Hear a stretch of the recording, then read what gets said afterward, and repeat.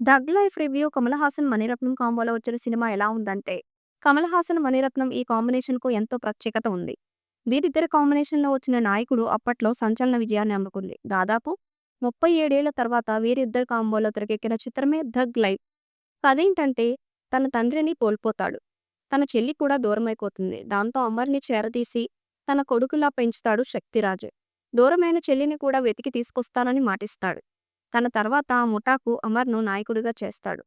దీనిని ముఠాలోకి ఇతర సభ్యులు మాణిక్యం, ప్రతోష్ తదితరులు జీర్ణించుకోలేరు. ఇంతలోనే శక్తిరాజుపై హత్యాయత్నం చోటు చేసుకుంది. అప్పట్నుంచి ముఠాలో అలజడి మొదలవుతుంది. ఇంతకీ శక్తిరాజుపై హత్యాయత్నం చేసింది ఎవరు? అప్పటి వరకు తండ్రి కొడుకుల్లా మెలిగిన శక్తిరాజుకి, అమర్‌కి మధ్య వైరం ఎందుకు మొదలవుతుంది? ఈ కథలో ఇంద్రాణి లక్ష్మి ఎవరు? ముఠాలో చివరికి ఎవరు మిగిలున్నారన్నది వెండితెరపై చూడాల్సిందే. ఎలా ఉందంటే, గ్యాంగ్స్టర్ సినిమాలకి పెట్టింది పేరు మణిరత్నం. 'నాయకుడు', 'దళపతి' సహా ఎప్పటికప్పుడు ఆయా కాలానికి తగ్గట్టుగా బలమైన గ్యాంగ్ వార్ కథల్ని తెరపైకి ఆవిష్కరించారు. స్నేహం, ద్రోహం, అసూయ, ప్రేమ, పగ, ప్రతీకారం, ఆధిపత్యం కోసం ఆరాటం ఇలా ఎన్నో రకాల భావోద్వేగాల మేళవింపు ఆ సినిమాల్లో కనిపిస్తుంటాయి. బలమైన సంఘర్షణ వాటిని క్లాసిక్‌గా మార్చేశాయి. ఆయా సినిమాల్లో స్పృశించిన నేపథ్యాన్ని మరోసారి తీసుకొని ఈ కథని రాసుకున్నారు మణిరత్నం.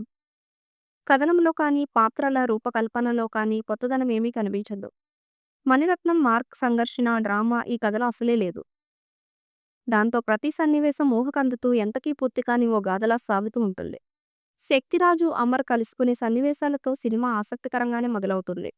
ఆ తర్వాత సదానందం గ్యాంగ్‌తో వార్ మొదలు కావడం, లక్ష్మి, ఇంద్రాణి పాత్రల పరిచయం వరకు సినిమా సరైన దిశగానే వెళ్తున్నట్టు అనిపిస్తుంది. శక్తిరాజు, మాణిక్యం మధ్య పవర్ విషయంలో వచ్చే తేడాలు ఈ కథలో ప్రధాన సంఘర్షణైతే, ఆ నేపథ్యంలోని సన్నివేశాలే సరిగ్గా పండలేదు. విరామ సన్నివేశాలు ద్వితీయార్థంపై ఆసక్తి రేకెత్తించినప్పటికీ, ఆ తర్వాత సన్నివేశాలన్నీ సాధారణ ప్రతీకార కథని గుర్తుచేస్తుంటాయి. చనిపోయాడనుకున్న శక్తి మరింత శక్తివంతంగా తిరిగొచ్చినా ఆయన చర్యలేవీ అందుకు దీటుగా ఉండవు. రైల్వే స్టేషన్ నేపథ్యంలో వచ్చే పోరాట ఘట్టం తప్ప మిగతా సన్నివేశాలేవీ ప్రభావం చూపించదు. ఇంద్రాణితో బంధం, లక్ష్మీ పాత్రతో ఉన్న అనుబంధం చుట్టూ సన్నివేశాలే ఈ సినిమాలో కాస్త ప్రత్యేకంగా మణిరత్నం మార్కులో కనిపిస్తాయి. మిగతా సన్నివేశాలేవీ ప్రభావం చూపించవు. ఎవరెలా చేశారంటే, కమల్ హాసన్ నటన ఈ సినిమాకు హైలైట్. ఆయన భిన్న రకాల గెటప్పుల్లో కనిపిస్తారు. కుటుంబాన్ని, తనకు దగ్గరైన వ్యక్తుల్ని అమితంగా ప్రేమించే ఓ గ్యాంగ్స్టర్‌గా శక్తివంతమైన పాత్రలో కనిపిస్తారాయన. ఆయన చేసిన పోరాట సన్నివేశాలు, నెల్లూరు యాసలో ఆయన సంభాషణలు ఆకట్టుకుంటాయి. అమర్ పాత్రని డిజైన్ చేసిన తీరు పెద్దగా మెప్పించదు. అందులో సింబు పర్వాలేదనిపిస్తారు. ఇంద్రాణిగా త్రిష అందంగా కనిపించింది. ఆమెకు, కమల్‌కు మధ్య సన్నివేశాలు ఆకట్టుకుంటాయి. శక్తి భార్యగా అభిరామి కనిపిస్తుంది. ఆమె పాత్రలోనూ 2 కోణాలుంటాయి. నాజర్, జోజు జార్జ్ తదితరుల పాత్రల్లో బలం లేదు. ఐశ్వర్యలక్ష్మి చిన్న పాత్రలో కనిపిస్తారు. పతాక సన్నివేశాల్లో ఆమె పాత్ర కథకి ఓ మలుపుని తీసుకొస్తుంది. రవి కే. చంద్రన్ విజువల్స్ ఈ సినిమాకి ప్రత్యేక ఆకర్షణగా నిలిచాయి. ప్రతి సన్నివేశం ఎంతో సహజంగా కనిపిస్తుంది. 1, 2 పాటలు బాగున్నా నేపథ్య సంగీతం రెహమాన్ స్థాయిలో లేదు. శ్రీకర్ ప్రసాద్ ఎడిటింగ్‌లో పదును లేదు. మణిరత్నం కొన్ని సన్నివేశాలపై మాత్రమే తన ప్రభావం చూపించారు.